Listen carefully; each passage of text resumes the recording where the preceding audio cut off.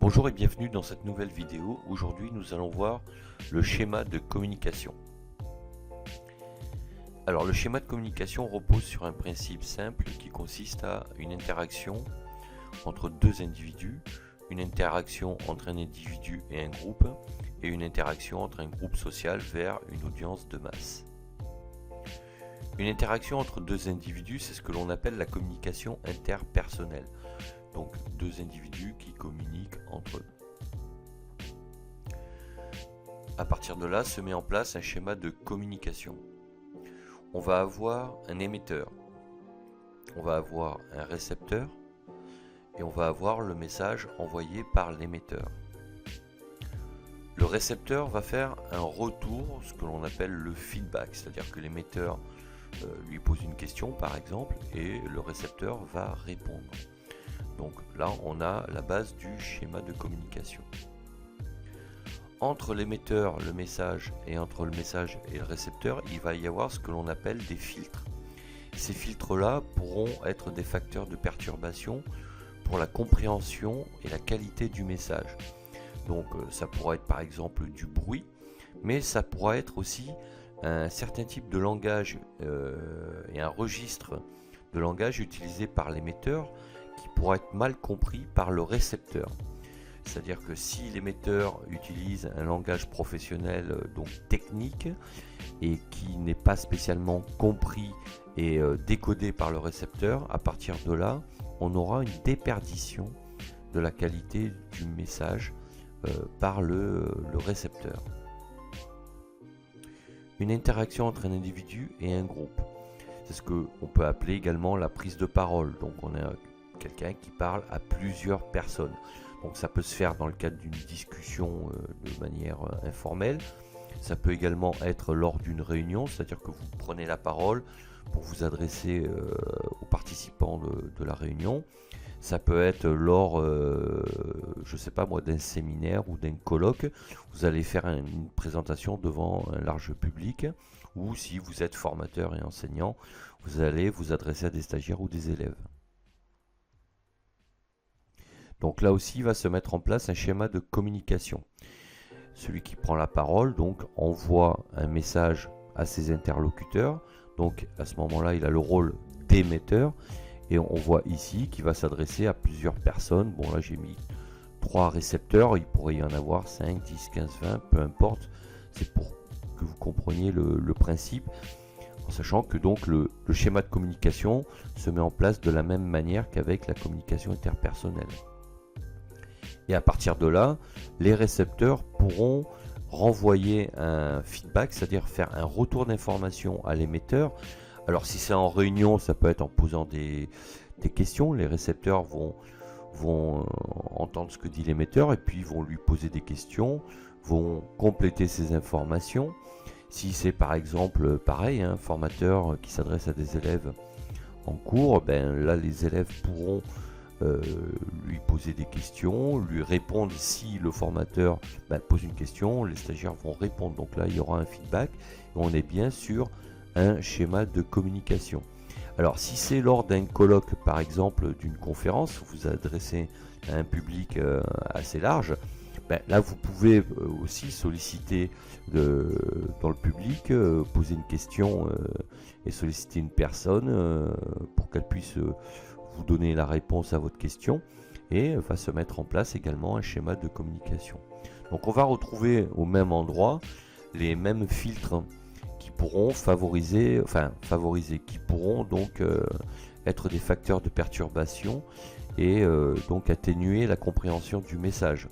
Donc si l'émetteur, de la même manière qu'en communication interpersonnelle, s'adresse à son public et à son audience avec un langage qui lui est propre et qui ne correspond pas à celui qu'utilisent habituellement les récepteurs, il y aura une déperdition du message.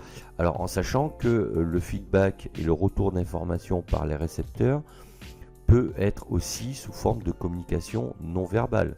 Si vous faites une réunion par exemple avec des gens, que vous vous exprimez, vous faites une présentation par exemple sur un PowerPoint au tableau, et vous voyez que les gens font la moue et qu'ils ont l'air plutôt interrogatifs. Ça veut dire qu'ils vous renvoient comme information que votre message n'est pas très clair et qu'ils ne comprennent pas bien ce que vous êtes en train de leur dire. Donc à partir de là, il va falloir que vous, en tant qu'émetteur, vous reformuliez votre message ou le complétiez en justement posant des questions ou en amenant des informations complémentaires.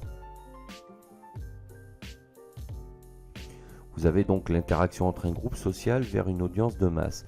Alors, dans ce cas-là, le schéma de communication va se mettre en place, mais il va être beaucoup plus complexe.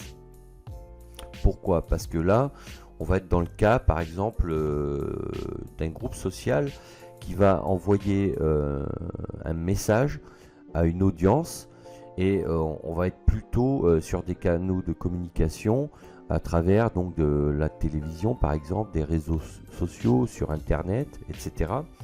Et là l'émetteur ne s'adresse pas, j'allais dire, de vive voix forcément directement à son audience, il le fait par différents biais de communication et différents types de médias par exemple. Alors comment, pour que le schéma de communication se mette en place, il va falloir qu'il y ait un retour. Dans ce cas-là, ça va se manifester par des abonnements par exemple. Si un groupe social, on va dire une entreprise, pour prendre l'exemple le plus simple, fait une publicité sur un produit qu'elle propose, le retour qu'elle aura par l'audience qu'elle aura ciblée ou pas d'ailleurs, se manifestera par soit des abonnements, soit des achats, ou soit des commentaires avec des avis. Si vous avez par exemple une société qui fait une campagne de promotion sur des voyages qu'elle propose, donc là ça sera une agence de voyage, elle aura des retours par le nombre d'acheteurs de ces voyages, et elle aura également un retour sur les avis que les voyageurs laisseront après leur voyage sur les hôtels par exemple, et les produits qu'ils ont achetés à cette même agence de voyage. Donc là aussi se met en place un schéma de communication, mais sur une échelle beaucoup plus importante et avec des canaux de communication complètement différents, parce que là on parlera plutôt de communication de masse. Il y aura également des filtres, donc les filtres qui pourront faire que le message aura été mal perçu. Alors dans ce cas-là, si par exemple l'entreprise fait une communication sans cibler à qui, donc sans avoir de cible bien précise, le message ne sera pas compris de la même manière par tout le monde. Donc là, il y aura une déperdition du message et il y aura moins de feedback parce que une grande partie des gens qui recevront le message ne feront pas de retour ni de feedback parce qu'ils sont tout simplement pas intéressés. Donc là, le filtre aussi jouera son rôle. En revanche, si l'entreprise, donc le groupe social, fait une communication ciblée sur une clientèle bien particulière qui a déjà éventuellement consommé ces produits, elle aura des feedbacks très importants et elle aura, ça se manifestera là aussi soit par des achats ou des avis qui lui permettront après d'analyser le retour d'expérience des clients. Donc voilà, si cette vidéo vous a plu, n'hésitez pas à laisser un pouce bleu, à vous abonner à la chaîne et à partager sur vos réseaux sociaux. Et en commentaire, dites-moi si vous avez conscience d'utiliser le schéma de communication, alors soit en communication interpersonnelle, soit lorsque vous faites de la prise de parole si c'est le cas, ou si vous intervenez dans le cadre d'une entreprise pour faire la promotion d'un produit en marketing par exemple, si vous rencontrez ce type de problématique. Voilà. Sachez que vous pouvez également télécharger gratuitement le livre Accomplissez-vous sur mon blog Cap sur vous. Et d'ici là, il ne me reste plus qu'à vous dire à bientôt pour d'autres vidéos. Ciao ciao.